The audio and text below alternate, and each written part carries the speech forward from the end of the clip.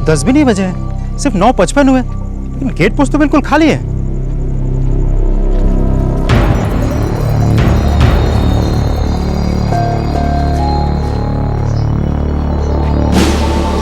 Sir, साहब अभी भी 10 नहीं बजे, लेकिन वहाँ गेट पर ड्यूटी पे कोई भी नहीं है सर। की बोलचीश? Yes sir. अरे ऐसे कैसे हो सकता है? शेखर गुप्ता का ड्यूटी है वहाँ पे, जाओ जाके देखो वहीं कहीं होगा। हाँ सर, मैं भी जानता हूँ उसे वहीं होना चाहिए था, लेकिन मैंने खुद जाके देखा शेखर नहीं है वहाँ, शायद जल्दी घर चला गया होगा। व्हाट? घर गया होगा? अरे ऐसे कैसे जा सकता है वो अपना घर? अभी तक राइफल और एमिनेशन जमा नहीं किया उसने।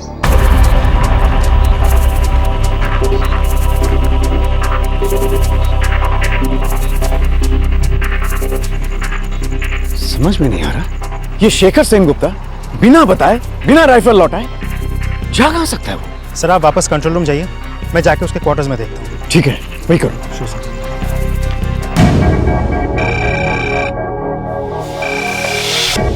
Guard commandant.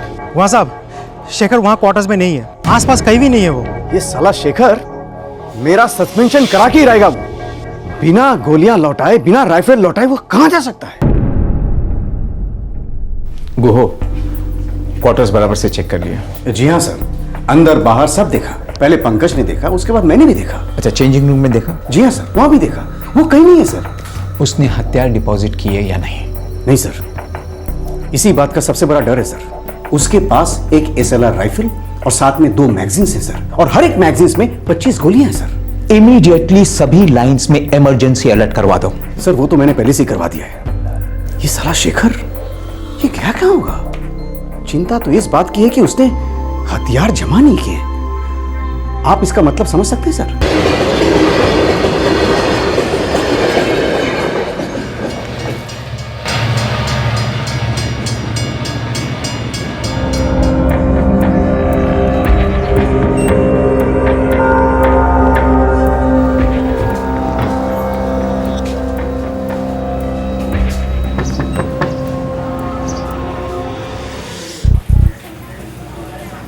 शेखर, तुम्ही इतनी सुबह सुबह?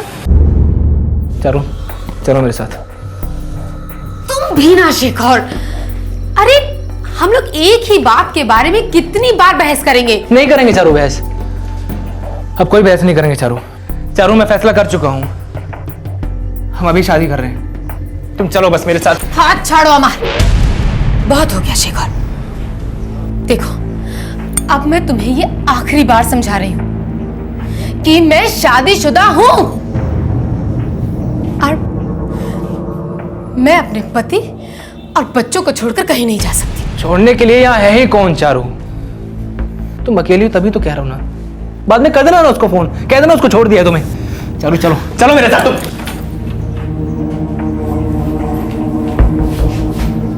बेरिए जाओ एखान থেকে, चले जाओ अभी।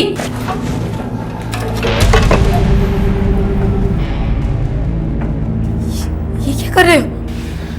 चारू तुम मेरे साथ चलती हो या नहीं? क्यों कर रहे हो शेखर?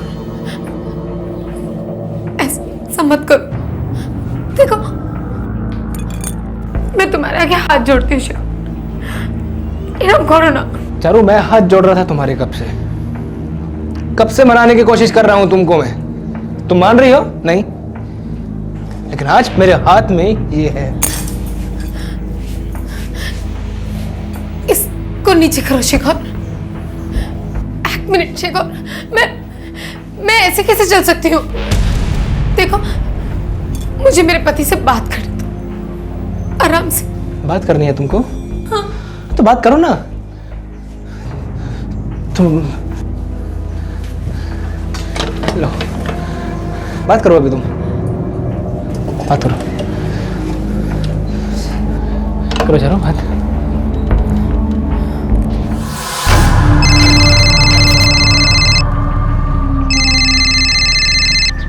है लता, आज इतनी जल्दी उठ गई? কি? नहीं, मैं भी आ रहा हूँ, मैं भी आ रहा हूँ। हम तातरी আসছি। কি হলো? नहीं কিছু না, कुछ नहीं।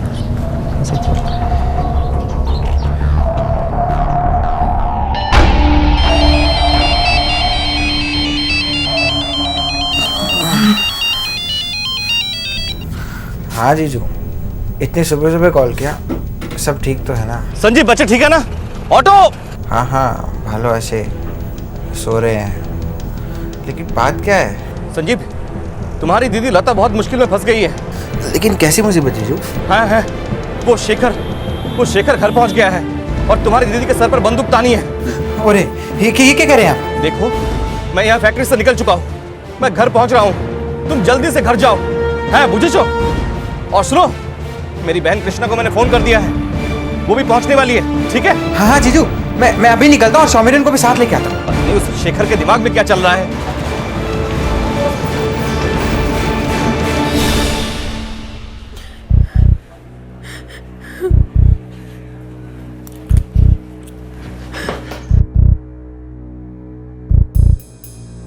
देखो शेखर, अभी जो कुछ तुम कर रहे हो ना, ये बिल्कुल सही नहीं है और अभी तुम होश में नहीं हो।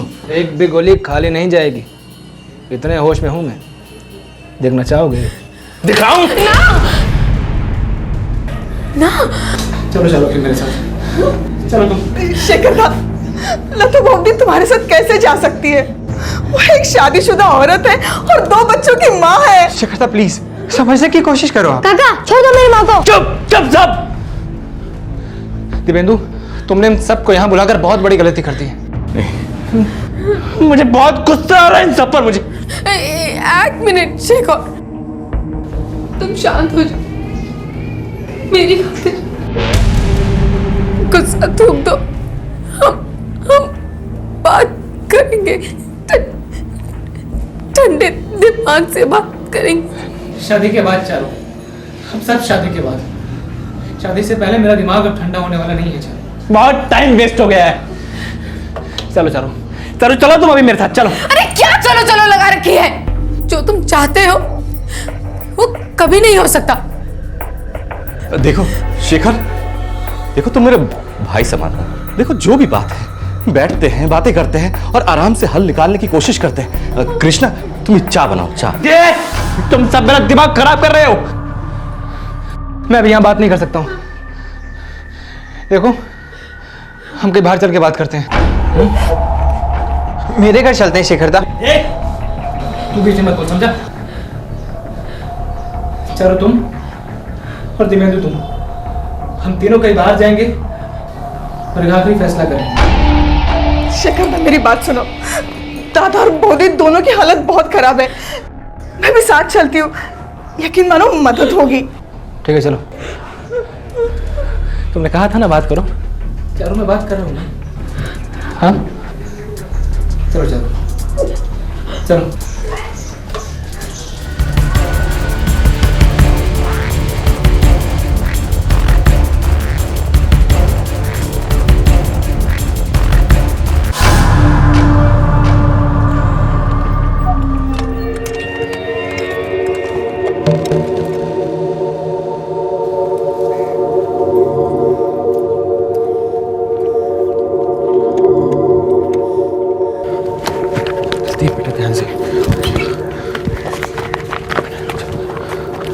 देखो शेखर, शांत हो जाओ, अभी तुम बहुत टेंशन में हो। चलो तुम टेंशन में नहीं हो क्या? और दिव्येंदु तुम? नहीं, मुझे टेंशन नहीं है, क्योंकि मैं जानती हूँ कि जब तुम्हें होश आ जाएगा ना, तब सब ठीक हो जाएगा। मुझे पूरा विश्वास है, सच्ची। चारू, मुझे भी विश्वास है कि तुम मुझसे शादी करने के लिए तैयार हो जाओगी। चारू बताओ तो दिव्येंदु को, तुम मुझसे प्यार करती हो? ना, ये झूठ है। चारू फिर सच क्या है? सच ये है कि मैं दिव्येंदु की पत्नी हूँ। मेरे 2 छोटे छोटे बच्चे हैं और मेरा तुम्हारे साथ कोई रिश्ता नहीं है, ठीक है?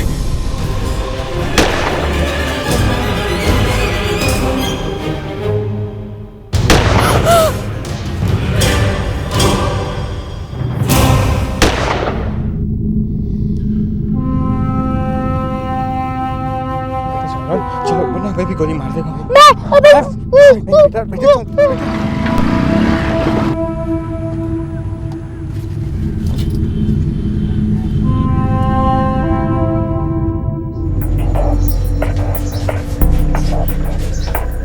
सर ये शेखर सेनगुप्ता जा कहाँ सकता है, वो भी राइफल के साथ? भाड़ में जाए साला, आने दो साले को। ऐसी खबर लूंगा मैं, इतना बड़ा मेमो बनाऊंगा मैं उसके लिए, सस्पेंशन तो पक्का है साले का। सर कुछ खबर मिला शेखर सेनगुप्ता का? No sir. उसके नाम के आगे रिमार्क्स लगा दो, dereliction of duty. Okay sir. और जब भी ड्यूटी पे आए उसे लेना मत, सबसे पहले वो मुझसे मिलेगा। Okay sir. ये साला शेखर कुत्ता गया कहां होगा?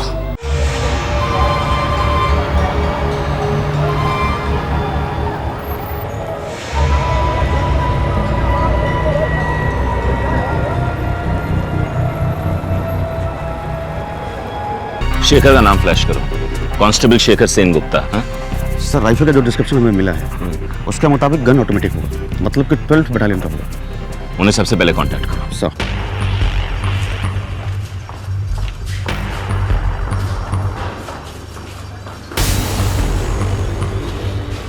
सर शेखर पागल हो गया सर।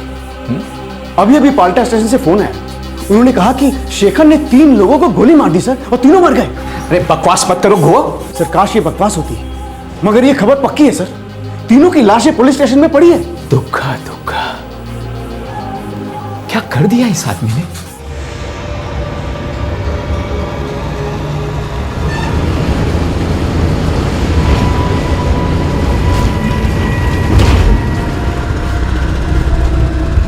सर सुबह सुबह वो मेरी दीदी के घर आया बहुत जल्दी, तब से उसका दिमाग बिगड़ा हुआ था। तुमने हमें फोन क्यों नहीं किया? पता था उसके पास राइफल है, फिर भी हीरो बनने चली थी। पीछा किया उसका? हम सब बहुत ज्यादा डरे हुए थे सर। मैं तो बस ये पता लगाना चाहता था कि वो उन तीनों को कहाँ लेके जा रहा है, और पता लगते ही मेरा पुलिस को फोन करने का प्लान था, लेकिन उसने तो सर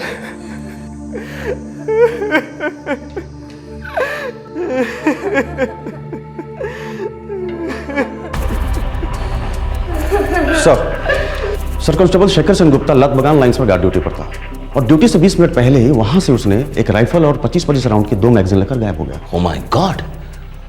तो उन्होंने तुरंत सारे पुलिस स्टेशंस को खबर क्यों नहीं की?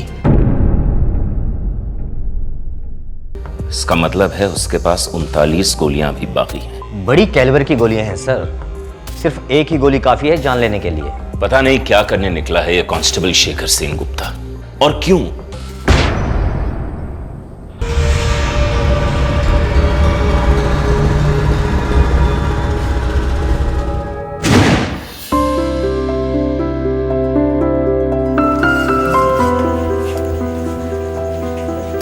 तो माँ दे ही दिया कमरा किराए पर? हाँ दे दिया। ভালো করেছো। खर्चे कितने बढ़ गए हैं देखो, और संजीव का कॉलेज चल ही रहा है, अभी कमाने में वक्त है उसे। किंतु माँ किराए विराए की बात साफ साफ कर ली हो ना उससे? हाँ हाँ पुलिस वाला है, ट्रेनिंग ले रहा है पुलिस में। ও তাহলে তো আরো ভালো, घर की सिक्योरिटी भी बनी रहेगी ना। जाओ के चाय दिया है। हाँ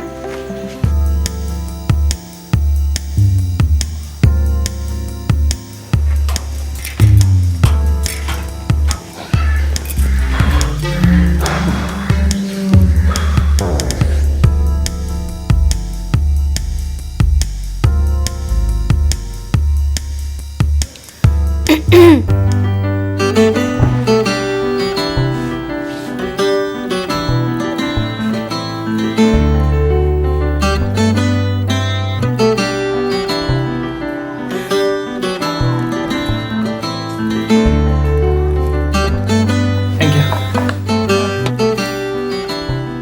4 बिस्कुट माँ ने भेजे हैं। अच्छा, उनको मेरा थैंक यू कहिएगा। आपको भी थैंक यू। ओ बाबा इतना सारा थैंक यू। सॉरी। আবার সরি একটা না, সরি भी 3-3। अब शायद संजीव की दीदी हैं। हैं चारुलता আমার नाम, यहीं पास में रहती हूँ। मेरे हस्बैंड गन फैक्ट्री में सर्विस करते हैं। ओह, हमारे फोर्स में राइफल्स और बुलेट्स जो हैं वो वहीं से आती हैं। ओह छोटी सी दुनिया। हाँ सो तो है।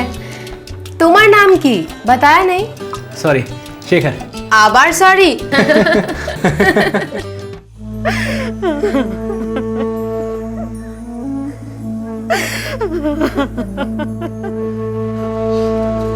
मैं हमेशा चारू से कहती थी दूरे था के पागल थे, लेकिन मेरी बात कभी नहीं सुनी। देखो क्या हाल कर दिया मेरी बेटी को। सर, शेखर सेनगुप्ता जलांगी मुर्शिदाबाद से बिलोंग करता है सर। जलांगी में कहाँ? सागरपाड़ा एरिया, और वहाँ की टीम को हमने रेड अलर्ट कर दिया है। स्टेट के हर पुलिस स्टेशन में अलर्ट जारी कर दीजिए। इस आदमी की तस्वीर और डिटेल्स हर पुलिस स्टेशन में होनी चाहिए। सबको पता होना चाहिए कि इसके पास एक राइफल है with 39 live cartridges and this man is dangerous, very very dangerous. सब हो गया। इनफैक्ट देशबंधु ये कल ही हो जाना चाहिए था। सर, हमने पुलिस को अलर्ट कर दिया था, लेकिन that was not sufficient. State के हर पुलिस स्टेशन में खबर पहुंच जानी चाहिए थी। पुलिस रूल बुक के हर नियम को तोड़ा है उसने। अपने राइफल और एमुनिशन वापस नहीं की है। Am I right? हमसे बहुत बड़ी गलती हो गई। अब इस गलती का नतीजा कितना बड़ा होगा ये तो वक्त ही बताएगा।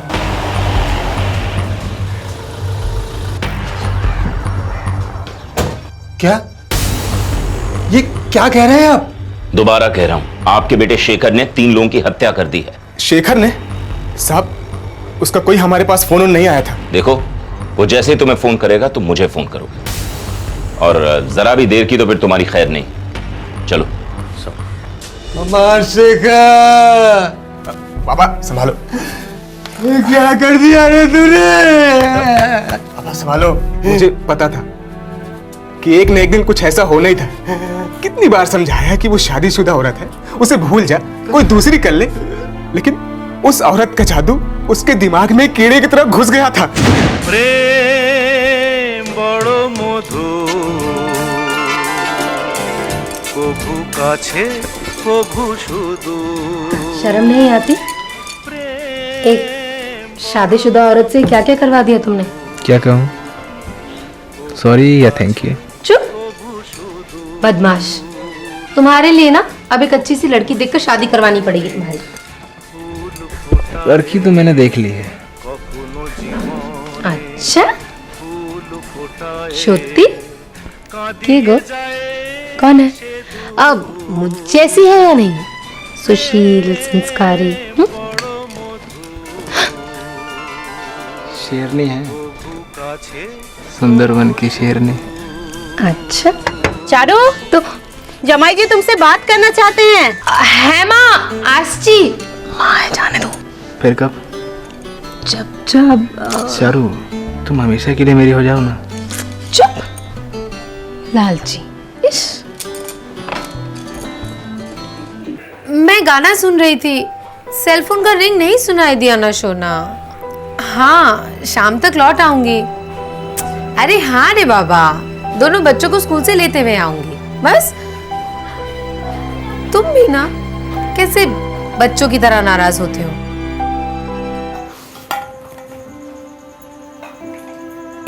चारू, आजकल मायके की बहुत याद आती है तुम्हें। लगभग रोज दिन भर यही रहती हो। कहनो माँ, तुम्हें पसंद नहीं है? पसंद क्यों नहीं? तुम्हारे बाबा जिंदा होते तो बहुत खुश होते। बेटी रोज घर आ रही है, घर खिला खिला सा रहता है। क्या बात है माँ, क्यों लो? तुम्हारे पिताजी देख नहीं पाते कि उनकी बेटी शादीशुदा 2 बच्चों की माँ एक पराये मर्द के साथ घंटों बंद कमरे में रहती। माँ, तुम जो सोच रही हो वो सही नहीं है, गलत सोच रही हो। तुम गलत कह रही हो चारू। मुझसे आंखें चुरा रही हो, लेकिन आईने को क्या जवाब देती हो? अपने घोंसले को मत चलाओ।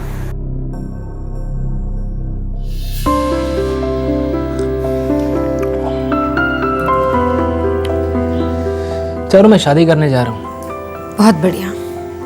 कौन है लड़की? चारू, मैं तुमसे शादी करने जा रहा हूँ। इन सब फालतू बातों के लिए ना वक्त नहीं है मेरे पास। फालतू बातें? चारू, मैं तुम्हारे जिस्म से प्यार नहीं करता हूँ। चारू, मैं तुमसे प्यार करने लगा हूँ। हाँ तो ठीक है ना, लेकिन ये सब के बीच में शादी की बात कहाँ से आ गई? अरे तुमको दिखता नहीं है क्या? देखो ना, ये देखो, चारू ये सब पत्थर की लकीरें नहीं है। चारू मैं तुम्हारे पति से बात कर लेता हूँ। चुप करो, तुम मेरे पति से कोई बात नहीं करोगे। तुम नहीं जानते हो, अगर मेरे पति को इस कांड के बारे में पता चल गया ना तो अनर्थ हो जाएगा। अनर्थ हो चुका है। शादी की मर्यादा पर थूक दिया तुम दोनों ने, खुद शादी करने चली हो। ना माँ, मैं इसे शादी वादी नहीं करूंगी। वो तो तू मेरी लाश पर करेगी, और तुम अभी कभी यहाँ से निकल जाओ। मासी हम ये है तुम्हारा एडवांस, ले लो और कभी मत लौटना, न इस घर में न मेरी बेटी की जिंदगी में। नहीं मासी। हाथ छोड़ती, बच्चे हैं इसके, छोड़ दो इसे आगे। चारू समझाओ तुम। जब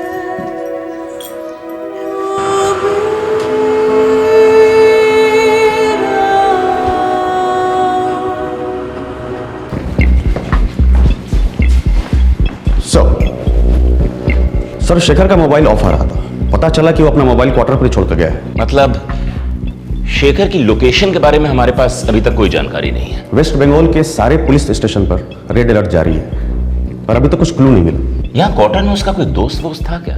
यस सर, कांस्टेबल सोमेश दास उसका रूम पार्टनर था। सोमेश, 1 साल से तुम रूम शेयर कर रहे हो कांस्टेबल शेखर सेन गुप्ता के साथ? जी सर। इस वक्त कहाँ गया होगा वो? पता नहीं सर, पिछले 4-6 महीने से तो ठीक से बात भी नहीं कर रहा था, पूरा दिन फोन पे लगा रहता था। किसके साथ? सर बातों से तो लगता था कि वो लेडी चारुलता के साथ बातें करता था। सर फोन रिकॉर्ड चेक किया, 90% कॉल्स चारुलता के साथ थे। सर हम सब ने उसे समझाने की कोशिश की कि उस औरत के साथ एफआईआर आगे ना बढ़ाए। सर वो मैरिड थी, और फिर शेखर के भाई ने भी उसे काफी समझाने की कोशिश की। शेखर तो बिल्कुल लव क्रेजी था सर, एकदम लव क्रेजी। देख, वो तुझसे 10 साल बड़ी है और उसके 2 बच्चे भी हैं।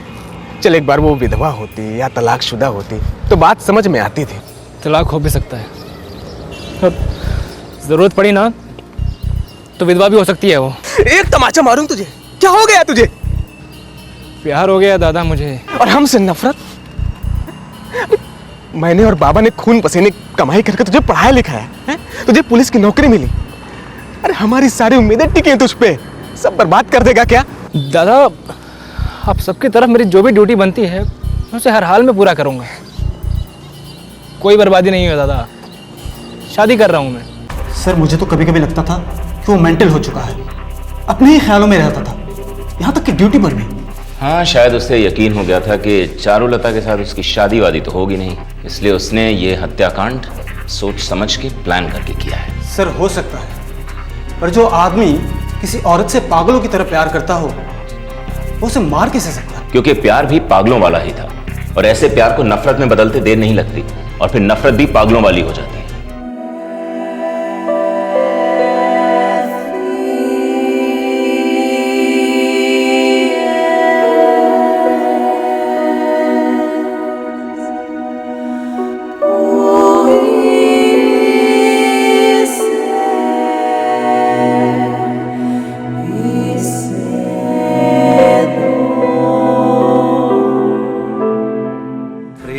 যেন এক অতিথির মতো কখনো জীবনে আসে,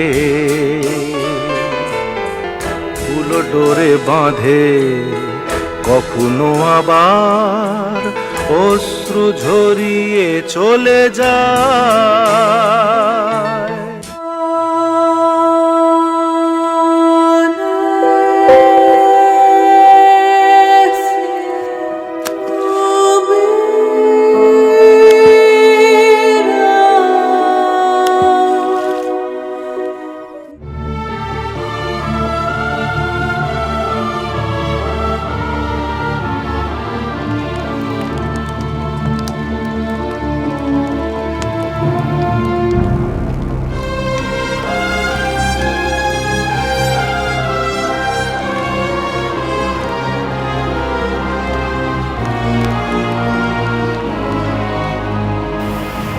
एक जवान पुलिस कांस्टेबल के सामने उज्जवल भविष्य था, लेकिन एक अफेयर ने उसे खूनी भगौड़ा बना दिया जो अपनी ही फोर्स से भाग रहा था। पर क्या वो दरअसल अपने आप से भाग रहा था? क्या हासिल हुआ उसे चारुलता, उसके पति देवेंदु और देवेंदु की बहन कृष्णा को मौत के घाट उतारकर? इस घोर अपराध के बाद इस हत्यारे ने अपने हथियार को गायब कर दिया। अब आगे क्या होने जा रहा था? क्या था उसका इरादा? क्या थी उसकी तकदीर? पूरी बंगाल पुलिस फोर्स ये जानने के लिए उतावली थी कि उन्हीं के एक कांस्टेबल ने ये 3-3 हत्याएं क्यों की।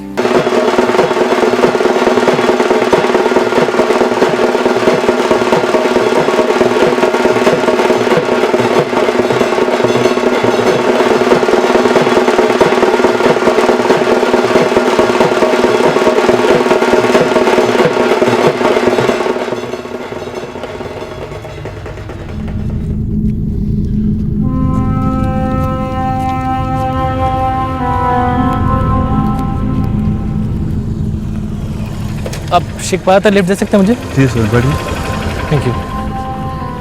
शेखपारा पश्चिम बंगाल और बांग्लादेश के बॉर्डर पर स्थित है। वहां से कुछ ही किलोमीटर दूर इंटरनेशनल बॉर्डर का खारपारा आउटपोस्ट है। शेखर यहां क्या कर रहा था? आखिर इरादा क्या था इस हत्यारे का?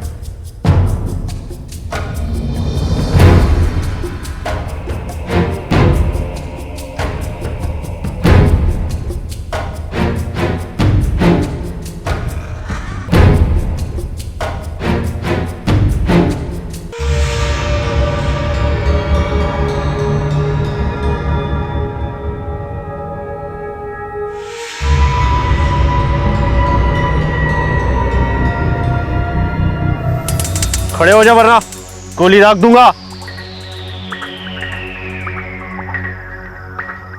किधर जा रहे थे? साहब मेरा ससुराल ऊपर है साहब। घरवाली बहुत बीमार थी तो उसको वहाँ छोड़ाया था। सब उसका हालचाल पूछने जा रहा था सर वहाँ। कहाँ के रहने वाले हो? रानी नगर का साहब। अगली बार पूरे कागजात बनाकर आना और कहरपारा आउटपोस्ट से एंट्री लेना, समझे? जी साहब। साहब वो मैं जाऊँ साहब, मेरी घरवाली। ठीक है, अब तुम जाओ। जी साहब।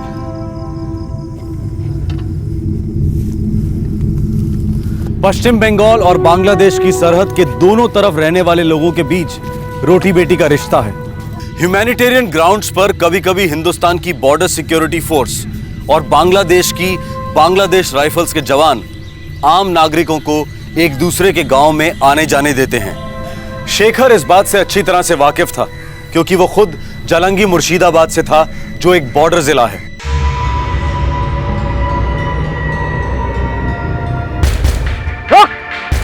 ये जूते कहाँ से है? दुकान से लिए हैं साहब। ये तूने खुद खरीदे? जी साहब। झोंक लीजिए।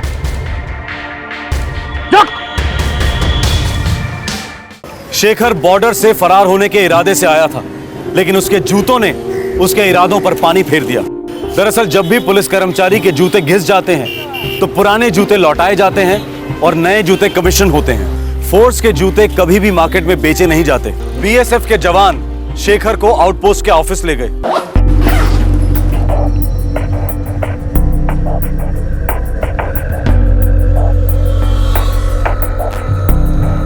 जनाब, ये पश्चिम बंगाल पुलिस का कर्मचारी मालूम पड़ता है? चल अब नाम बोल और सच बोल।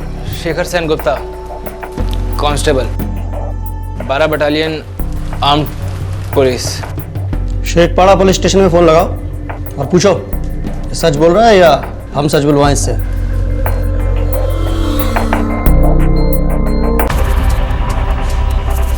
क्या नाम बताया sir? Constable Shekhar Sen Gupta, 12 battalion arm police.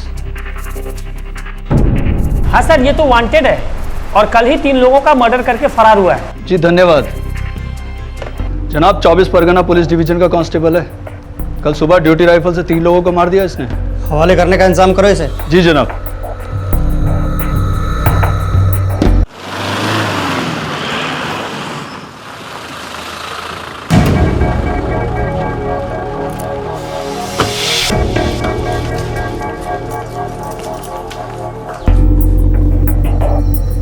दो छोटे छोटे बच्चों को तुमने अनाथ कर दिया। क्या मिला ये सब करके तुम्हें? मुझे तो बस चारू को मारना था, अब बाकी के बीच में आ गए तो मैं क्या करूं? लेके जाओ इसको। चारुलता नाजायज रिश्ते की आग में अपनी मर्जी से कूदी। चारुलता के पति देवेंदु को अफेयर का आभास था। हल्की सी दस्तक सुनी भी थी। देवेंदु की बहन कृष्णा तो केवल अपनी। चारुलता के बच्चे सिर्फ इतना जानते थे कि उन्हें मम्मी पापा से बहुत प्यार है और अब वो उन्हें कभी नहीं देख पाएंगे। चारुलता की मां ने जुर्म की दस्तक सुनी थी और अपनी मजबूर आह बुलंद भी की थी, पर अफसोस तब तक पानी सर के ऊपर निकल चुका था।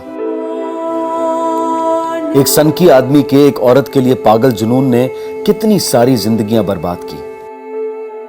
वेस्ट बंगाल থেকে আপনাদের সবাইকে সদর অভিনন্দন জানাচ্ছি।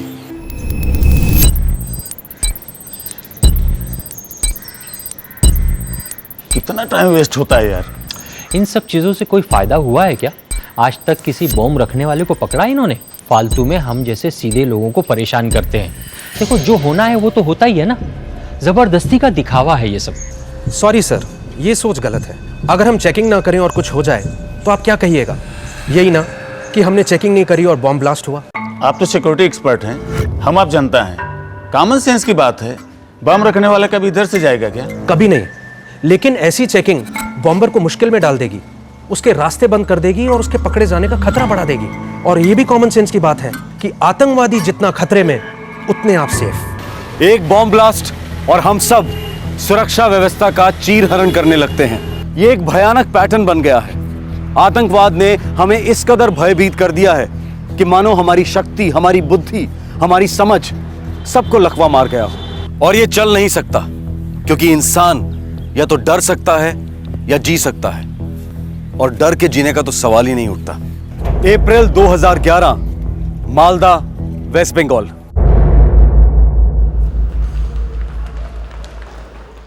शून्य जेठा ग्रह होरे प्रा ची। ঠিক আছে, তো আজকে আমরা রবীন্দ্রনাথ ঠাকুরের একটা কবিতার চর্চা করব। হ্যাঁ, চিত্ত যেথা ভয় শূন্য, উচ্চ যেথা শির, জ্ঞান যেথা শূন্য যেথা গ্রহরে প্রাচীর।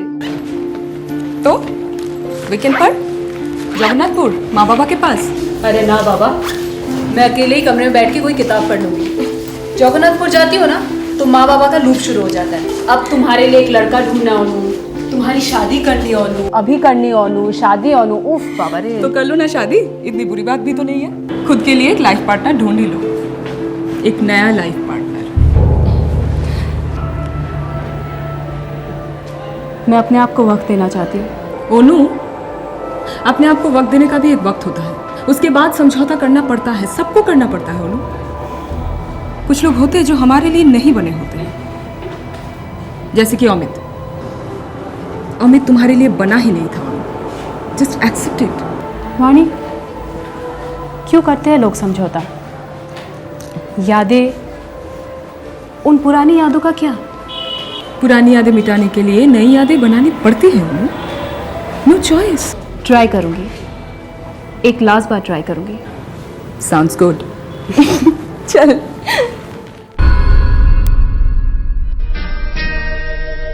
সেই রাতে রাত ছিল পূর্ণিমা, রং ছিল ফাল্গুনি হাওয়াতে। সেই রাতে রাত ছিল পূর্ণিমা। আমি চিনি গো চিনি তোমারে, ও গো বিদেশিনী। আমি চিনি গো চিনি তোমারে, ও গো বিদেশিনী। তুমি থাকো সিন্ধু পারে, তুমি থাকো সিন্ধু পারে, ও গো বিদেশিনী। Good morning. क्या बात है, आज चाय के साथ बिस्किट की जगह रोमांस। काम पर नहीं जाना है क्या? इरादा क्या है? इरादा तो काम का ही है, लेकिन संस्कृत वाला। तुम भी ना। দেখেছি মাধবী রাতে তো।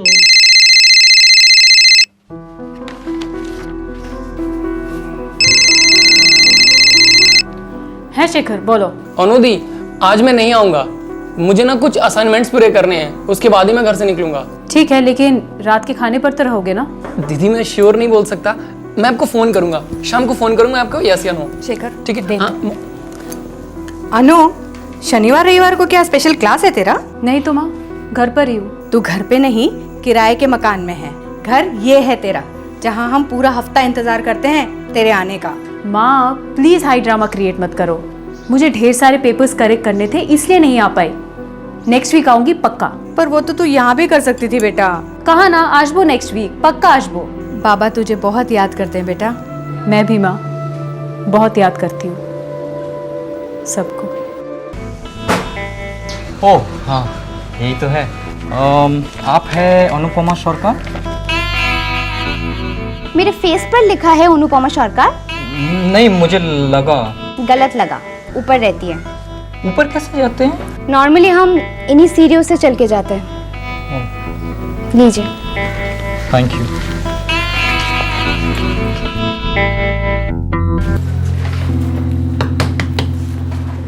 अनुपमा सरकार, हाँ ये आपका पार्सल है, यहाँ पे साइन कर दीजिए।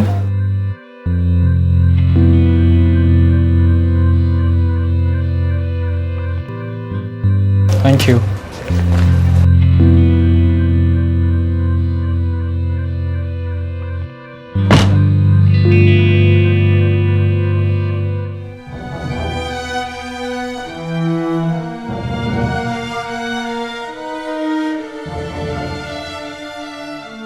अगर तुम्हारा कोई भी सामान रह गया हो तो मैं कुरियर कर दूंगा। मैं तुम्हारी कोई भी चीज़ अपने पास नहीं रखूंगा।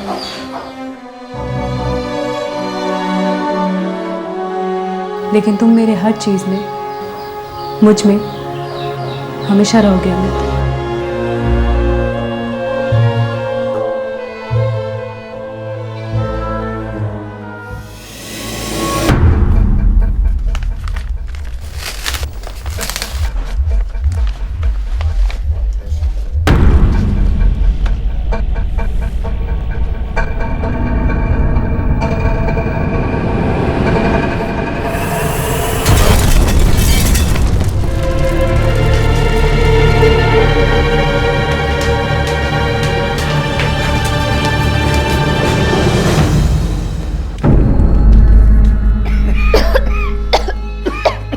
की होलो बात?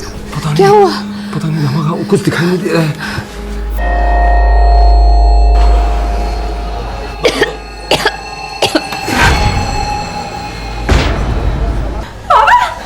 अनुपमा दी!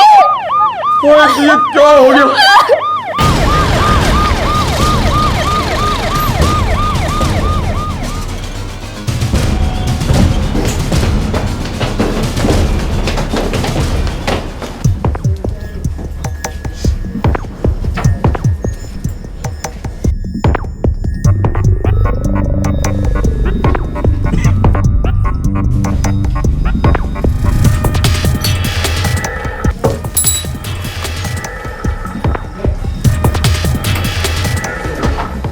कितने बजे थे? 10:30 बजे थे। सर वो कुरियर वाला 10:15 को यहाँ से गया था। मतलब कुरियर वाले जाने के 15 मिनट बाद आप लोगों ने ब्लास्ट सुना? जी सर। जी हाँ।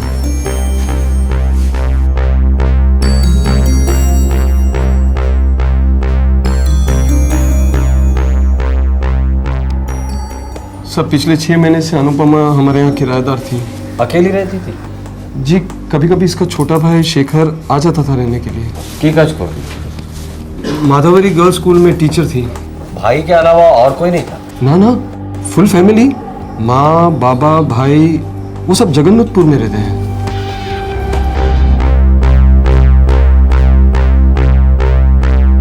ये आईईडी है, इम्प्रूव्ड एक्सप्लोसिव डिवाइस।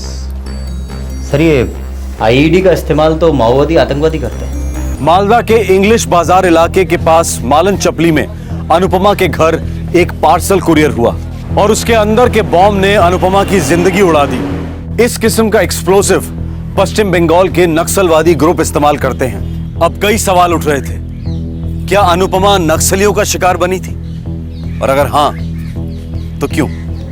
और हाथ पैरों में भी चोटें आई हैं। अगर उस वक्त उस रूम में और कोई भी होता तो शायद वो भी मर जाता। पर उस वक्त कमरे में लड़की के अलावा कोई नहीं था, और एक लड़की को मारने के लिए पूरा बम। अजीब, या तो एड्रेस गलत था या तो बम गलत था। किसी तो भूल छिलो डॉक्टर, कुछ तो गलत था। किसी तो भूल छिलो डॉक्टर, कुछ तो गलत था। कंफर्म आईडी है। वायरिंग ऐसी की गई थी कि बुक खोलते ही ट्रिगर दब जाता और एक बहुत बड़ा धमाका। पार्सल अनुपमा के नाम का था, मतलब उसके घर पे बॉम्ब भेजा था उसकी जान लेने के लिए। लगता तो ऐसे ही है।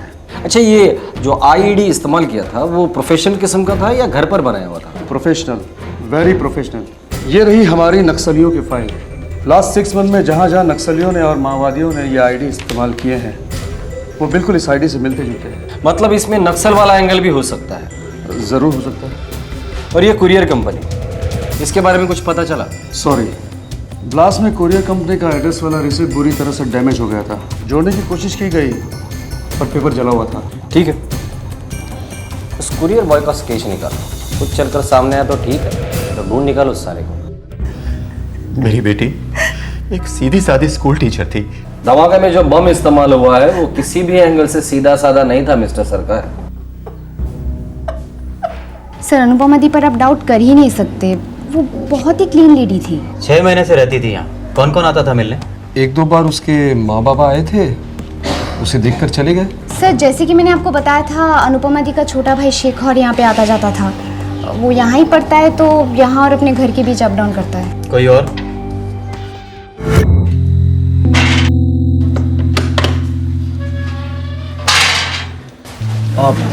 अनुपमा सरकार यहीं रहती है क्या? जी, ऊपर के कमरे में। धन्यवाद।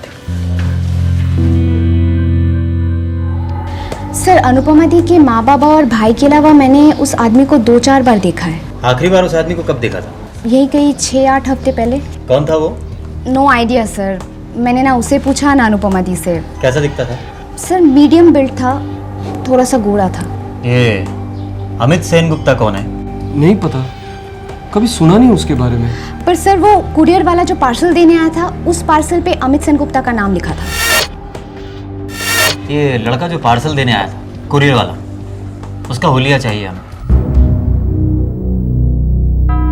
अमित सेन गुप्ता मेरी बेटी का एक्स हस्बैंड, डिवोर्स हो गया था उनका, गजोल में रहता है। एनवलप पे भी यही लिखा है, अमित सेन गुप्ता गजोल।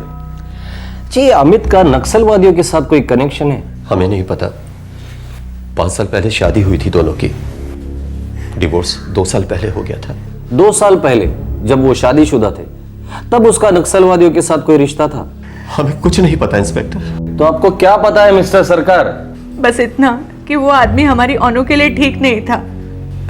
सर, वो अनुदी से नफरत करता था। इतनी नफरत कि उसने उसे इस तरह से मार डाला? हाँ सर, क्योंकि अनुदी ने उसे छोड़ दिया था। क्यों छोड़ दिया था उसे? मैं और रीना कॉलेज में एक साथ थे। एक साथ थे? हमारी शादी के पहले बताया क्यों नहीं तुमने मुझे? क्योंकि तब मुझे भी नहीं पता था कि रीना के लिए मेरी फीलिंग्स क्या है। इसका मतलब मुझसे शादी करने के बाद तुम्हारे उस रीना के लिए फीलिंग्स जाग उठी। मेरे पीठ पीछे नाजायज अफेयर शुरू हो गया। तुम्हें कोई आइडिया नहीं है तुम कितनी घटिया हरकत कर रहे हो। शादी से पहले पता होता तो कभी बेटी नहीं देते उसे। साला पकड़े जाने के बाद भी मेरी दीदी से बोला मैं रीना को बुला नहीं सकता, नहीं छोड़ सकता उसे। इतना बेशरम इंसान है ये अमित सेन गुप्ता। मेरी बेटी ने उसे बहुत टाइम दिया, 2 साल भुगता उसने, और फिर हताश होकर डिवोर्स मांगा उससे। सर सच बात तो ये है, वो डिवोर्स देना ही नहीं चाहता था। सोने की मुर्गी जो थी मेरी अनुदी, बेचारी कमा कमा कर पैसे इसके हाथ में देती और वो सारा पैसा उस रखी हुई औरत पर खर्च करता। डिवोर्स मांगा तो हाथ उठाया। हमने अपनी बच्ची को कभी डांटा भी नहीं और उसने पीटा मेरी बच्ची को। हमने पुलिस कंप्लेन भी की थी हबीबपुर पुलिस स्टेशन में। मेरे पास एमसी की कॉपी भी है। तब उसने हमें धमकी भी दी थी, एक न एक दिन वो मेरी बेटी से बदला लेगा, और उसने बदला ले लिया। अनुपमा के साथ मेरी अच्छी जमती थी। कैसी थी वो? काफी डिस्टर्ब। अमित के धोखे का शौक वो बर्दाश्त नहीं कर पा रही थी। इनफैक्ट डिवोर्स के बाद भी वो अमित से उतना ही प्यार करती थी। उसके किराए के मकान पे उससे मिलने एक आदमी आता है। कौन आता था? मैं आपसे पूछ रहा हूँ, कौन आता था? डिवोर्स के बाद कोई अफेयर? ना। पक्का? पक्का तो बोलते पर आई मीन नहीं कह सकती, पर अफेयर होना मुश्किल है ऑफिसर, बहुत मुश्किल है। मतलब उसने कभी जिक्र नहीं किया उस आदमी के बारे में जो उससे घर पे मिलने आता था? No officer. सर, मुझे नहीं लगता कि मर्डर और ब्लास्ट में कोई नक्सल का एंगल है। मुझे भी यही लगता है, ये बदले वाला मामला होगा। बदला? तलाक के 2 साल बाद, और वो भी इतने खतरनाक और भयानक तरीके से। बैनर्जी, बदले की आग लंबी सुलगती है, हम लोगों ने तो कई बार देखा है। जी, इस कुरियर वाले का क्या हुआ? इंग्लिश बाजार कस्बे में तकरीबन 27 कुरियर कंपनियां हैं। मैंने अपने खबरी नेटवर्क को एक्टिवेट कर दिया है, जल्दी ये लड़का पकड़ा जाएगा। वो अमित सेन गुप्ता, उसका गांव गजोल, वहां से क्या खबर है? सर, वहां तकरीबन 30 कुरियर कंपनियां हैं और कई तो फ्रेंचाइजी हैं। एक बार ये लड़का पकड़ा गया, ये खुद हमें उस कुरियर कंपनी तक ले जाएगा जहां से वो पार्सल आया था।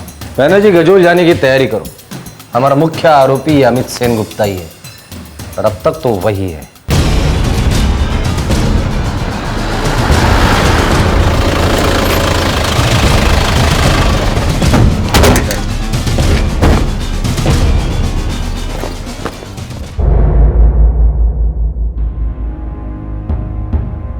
जी, मैंने सुना अनुपमा की मौत के बारे में। ये आप ही ने भेजा था?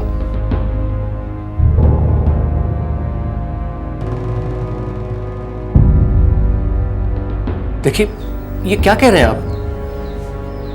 पिछले हफ्ते रीना नाम की लड़की से मेरी सगाई हुई है और मैं अपनी जिंदगी नए सिरे से शुरू कर रहा हूँ। रीना का और तुम्हारा तो शादी के पहले से ही शुरू था ना, तो ये नए सिरे से जिंदगी शुरू करने की बात कहाँ से आती है? पिछले 2 साल से मेरा अनुपमा से कोई कांटेक्ट नहीं रहा है, और फिर मैं उस चैप्टर को ही नहीं बल्कि पूरी किताब को बंद कर चुका हूँ। बम किताब में, किताब लिफाफे में, और लिफाफे पर तुम्हारा नाम। क्या तरीका है किताब बंद करने का? बेश तो, वाह। तुम मेरी बेटी को धोखा दे रहे हो अमित, और उम्मीद करते हो कि हम तुम्हारा साथ दें, चुप बैठे रहे? किसी चीज की कमी नहीं है आपकी बेटी को, और फिर मैं अनु को छोड़ के किसी और के साथ तो रह नहीं रहा हूँ। पत्नी का दर्जा है उसका। बड़ी मेहरबानी है तुम्हारी, राइट? चलो, तुम्हारे भी पति का स्टेटस बना रहेगा, और मैं जाके करती हूँ कोई अफेयर वफेयर। पहले पीठ पीछे, फिर आमने सामने। हाँ, जल के राख हो जाओगे। ज्यादा हीरोगिरी मत कीजिए। अनुदी छोड़ चुकी हैं आपको, सिर्फ डाइवोर्स बाकी है। चुपचाप दे दीजिए, नहीं तो पुलिस केस हो जाएगा। बहुत भारी पड़ेगा, बहुत भारी, बहुत पछताओगे तुम।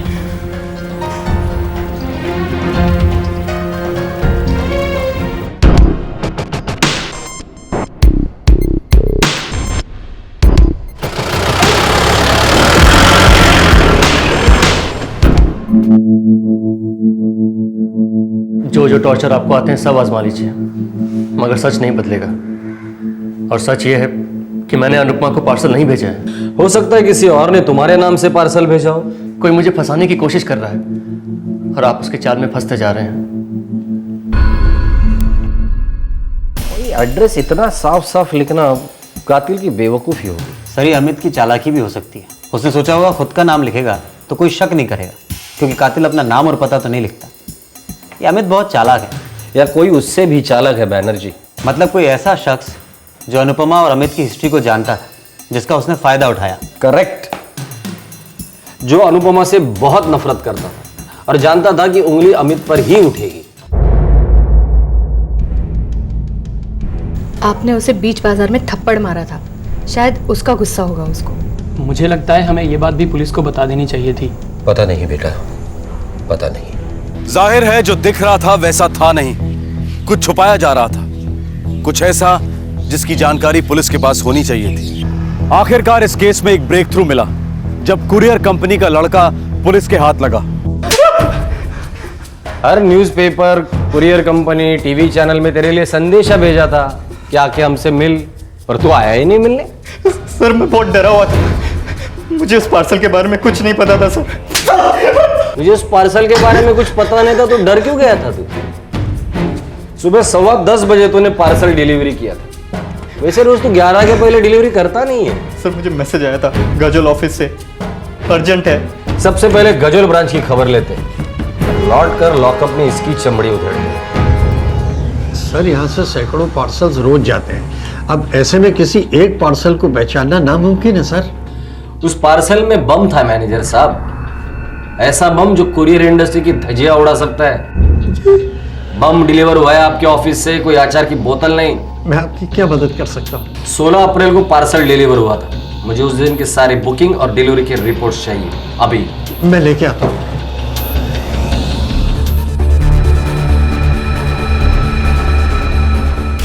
16 तारीख को डिलीवर होने के लिए बुकिंग कब की गई होगी? सर 13 को या फिर 14 को, बस यही 2 दिन क्यों? सर डिलीवरी के लिए हम नॉर्मली 3 दिन लेते हैं, पर अगर अर्जेंट हो तो 2 दिन में डिलीवर कर देते हैं, पर उसका एक्स्ट्रा चार्ज लगता है। आपके ऑफिस से इंग्लिश टाउन बाजार के ऑफिस को फोन किया गया था और बताया गया था कि ये पार्सल अर्जेंट डिलीवर करना है। जी सर, ये रही रिपोर्ट। ये नंबर ट्राई करो, जरूर बंद रहेगा। करेक्ट सर, डीएक्टिवेटेड है। अमूल चैटर्जी, इसी ने बुकिंग ली थी ना? जी सर। बुलाइए उसे। जो पार्सल अनुपमा सरकार के घर पे ब्लास्ट हुआ, उसके बुकिंग एजेंट आप ही थे? जी मैंने की थी बुकिंग, और मैंने अखबार में पढ़ा था ब्लास्ट के बारे में। तो अखबार में पढ़ने के बाद मौन व्रत धारण कर लिया था? पुलिस को इन्फॉर्म करना जरूरी नहीं समझा? जी मैंने बताया था इनको। सर अमोल ने बताया था, लेकिन हम नहीं चाह रहे थे कि हम किसी लफड़े में फंस जाएं। पुलिस लफड़ा है? फिर हम लोगों को क्यों गाली देते हो जब बीच बाजार में ब्लास्ट हो जाता है?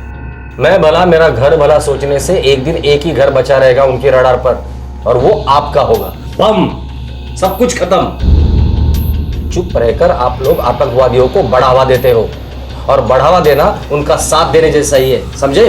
मैं बताता हूँ, वो 2 लोग आए थे पार्सल लेकर।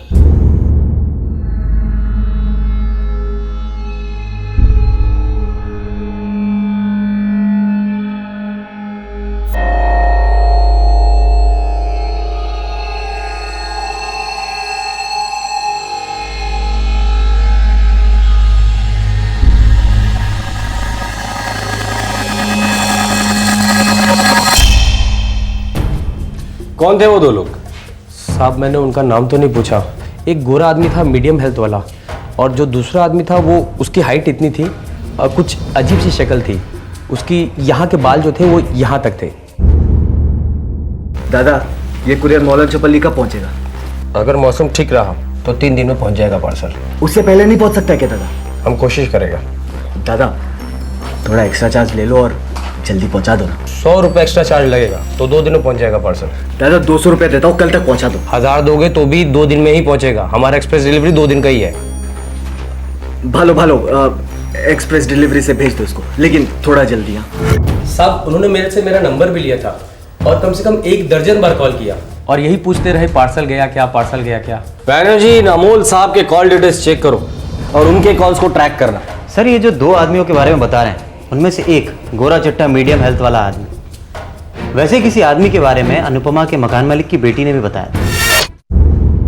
ये आदमी अनुपमा को जानता था, और कोई ना कोई होगा जो इसे जानता हो। सर जिस सिम से इसने फोन किया था उसी सिम से उसे धर लेंगे हम। फाइनली इस केस की कड़ियां जुड़ने लगी। अब पुलिस उस शख्स को ढूंढ रही थी जिसने वो पार्सल भेजा था। आखिरकार कौन था ये आदमी? क्या अनुपमा के घर वाले उसे जानते थे? वो पुलिस से क्या छुपा रहे थे? ठीक ठाक कद है, गोरा चिट्टा लड़का है, मौलाना चौपाली में अनुपमा से मिलने आता था। वहां कोई नहीं जानता कि वो कौन था। क्यों जानतो ना, किसी को भी नहीं पता।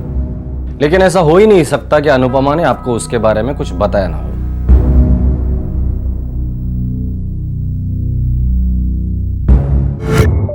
बाय।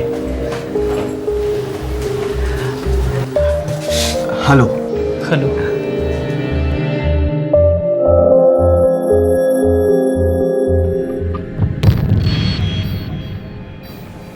यहाँ के लोकल लाइब्रेरी में मैं मिल ली उससे। कब की बात है? एक दिन जब मेरा सेल गायब हो गया था तो दूसरे दिन मैं लाइब्रेरी में थी।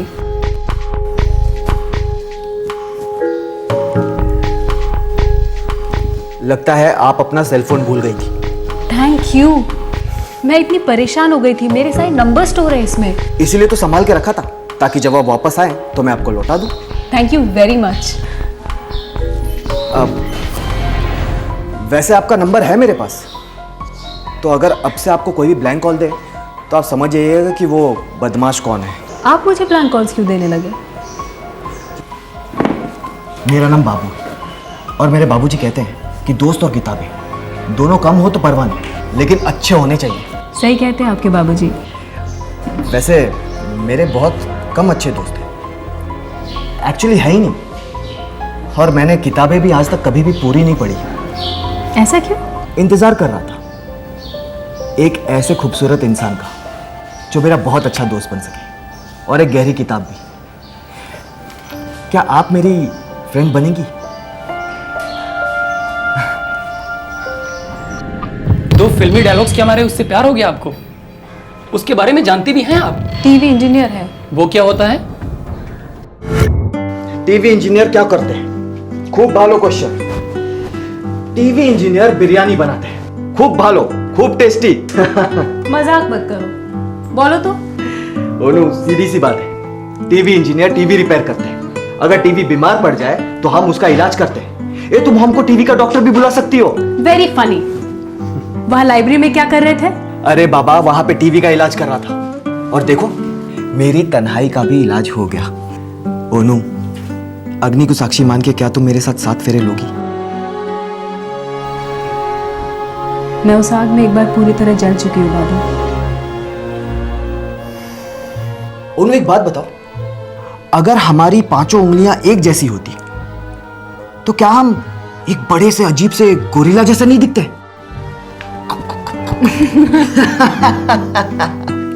देखा, यूं ही हंसती रहो, खिलखिलाती रहो हमेशा। मैं तुम्हें हमेशा ऐसे ही खुश रखूंगा। जानती हूँ। एक बात नहीं जानती हो तुम? क्या? एक ऐसा वक्त आएगा जब हम बूढ़े हो जाएंगे, चल नहीं पाएंगे, लेकिन फिर भी हमारी वो टीवी चलती रहेगी, पक्का चलेगी।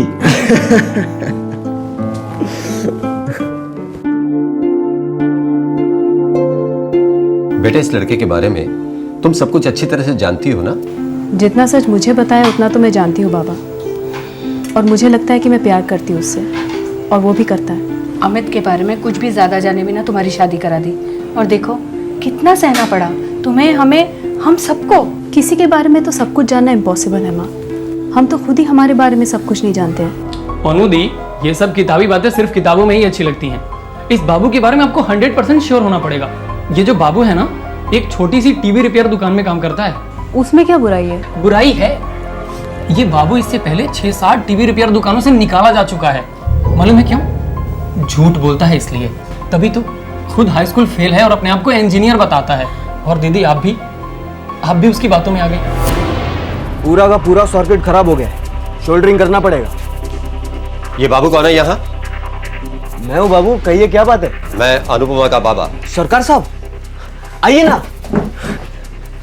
नमस्ते। सुनो बाबू, मेरी बेटी को अकेला छोड़ दो, पहले ही बहुत भुगत चुकी है वो। बाबा, जो कुछ भी भुगती है सब भुलवा दूंगा, राज करेगी मेरे साथ। झूठ, झूठ का राज, झूठे आदमी की पत्नी का झूठा राज। बाबा, लोगों को मेरे बारे में गलत फहमी है और कुछ नहीं। उसे दूर करने की कोशिश मत करो बाबू, बस तुम उसकी जिंदगी से निकल जाओ। ये नहीं हो सकता, हम दोनों एक दूसरे के साथ काफी दूर तक जा चुके हैं। क्या कहा तुमने? अनु से मैं प्यार करता हूं, शादी करना चाहता हूं, खुश रखूंगा उसे, बस यही तो कहा है मैंने। दोबारा उसकी तरफ आंख उठाकर भी देखा तो खैर नहीं तेरी।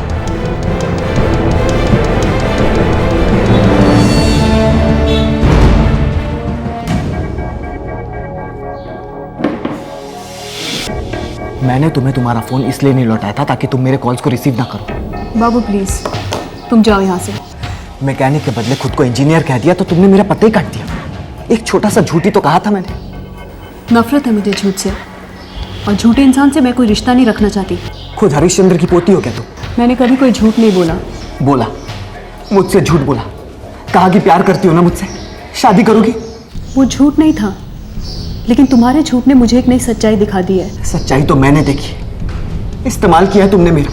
क्या मतलब? शादीशुदा थी ना, अकेले नींद नहीं आती थी, नींद की गोली बनाकर निगल गई मुझे। क्या बक रहे हो? तुम्हें सिर्फ अपनी सेक्स की भूख मिटानी थी मेरे साथ। छी, मैं जा रही हूँ और कभी मेरा पीछा मत करना। रुको, सुनो, मैंने तुम्हारे बाबा को माफ कर दिया, अब तुम भी मेरे झूठ को माफ कर दो और चुपचाप से मेरी पत्नी बन जाओ। और तुम मेरा पहला प्यार हो, तुम मेरे जिस्म के साथ ऐसे खेल के नहीं निकल सकती हो ना। मुझे समझ नहीं आ रहा कि मैं तुम पे हंसूं या रो। कितनी थर्ड ग्रेड सोच है तुम्हारी। और वैसे भी एक हाई स्कूल फेल से और क्या उम्मीद की जा सकती है?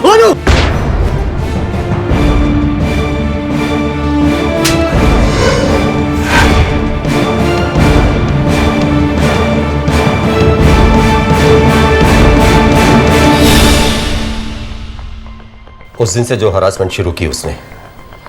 क्या करता था? दिन रात फोन पर फोन, अलग अलग नंबरों से, और फिर धमकियां देता था कि उनके बीच बेडरूम में जो कुछ हुआ इंटरनेट पर डाल देगा।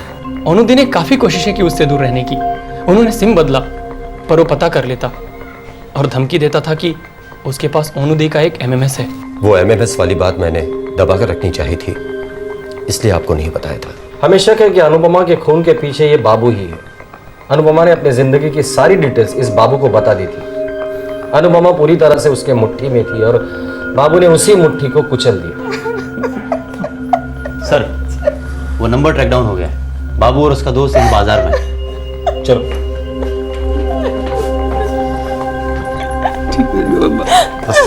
चुप हो जाओ।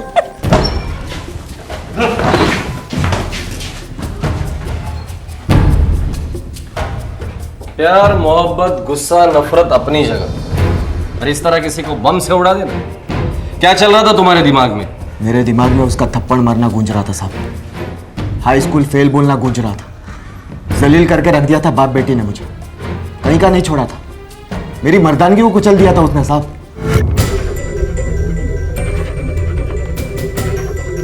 ये काम करेगा ना? अरे बाबा, अब तक तो हर बार काम कर गया है। एक बार टेस्टिंग कर ले।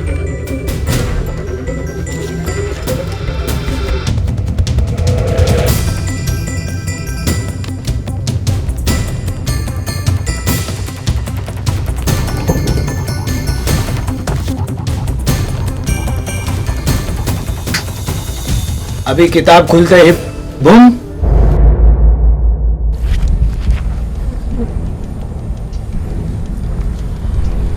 अभी खींच।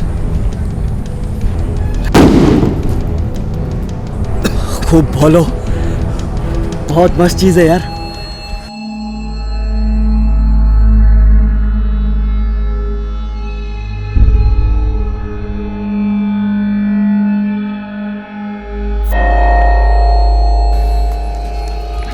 उन्होंने मुझसे कहा था कि अमित ने कसम खाई है उससे बदला लेने की, लेकिन बदला लूंगा मैं और भुगतेगा वो साला अमित। पर एक ही टेंशन है, ये किताब तेरी अनुपमा अपने घर में अकेले में ही खोले, नहीं तो दूसरे लोग मुफ्त में बकरा बन जाएंगे। मासूम लोगों की जिंदगियों को खतरे में डाला। कई मासूम मारे जाते थे जिनका तुमसे कोई लेना देना नहीं था। कोई मासूम मरा तो नहीं ना साहब? कोई मासूम मरा नहीं। लेके जाओ चलो को।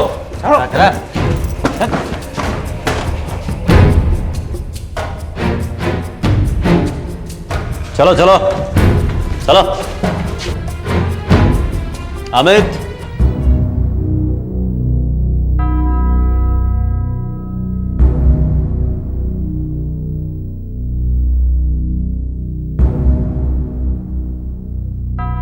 बॉम्ब वाला पार्सल अनुपमा तक पहुंचने के पहले कई हाथों से गुजरा था। किसी के हाथ से गलती से भी किताब खुलती तो न जाने कितनी जाने जाती, पर बॉम्ब अपने सही निशाने पर फूटा, अनुपमा के हाथों में।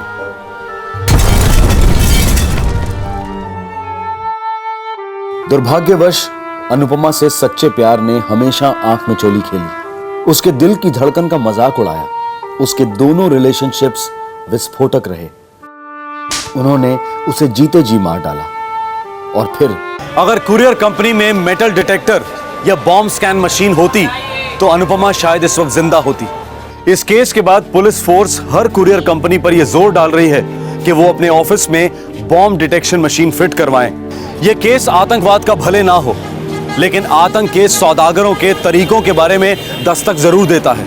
हमें इन कायरों के हर नए पैतरे का मुंह तोड़ जवाब देना होगा। डर के जीने का तो सवाल ही नहीं उठता। सवाल यह है कि हम कितने चौकन्ने हो सकते हैं और कैसे अपने आप को सुरक्षित बना सकते हैं। फिर मिलेंगे एक नए एपिसोड के साथ। तब तक अपना ख्याल रखें। शुभ रात्रि। जय हिंद। इस तरह के और भी एपिसोड देखने के लिए हमारे चैनल को सब्सक्राइब करें और बेल आइकन दबाना ना भूलें।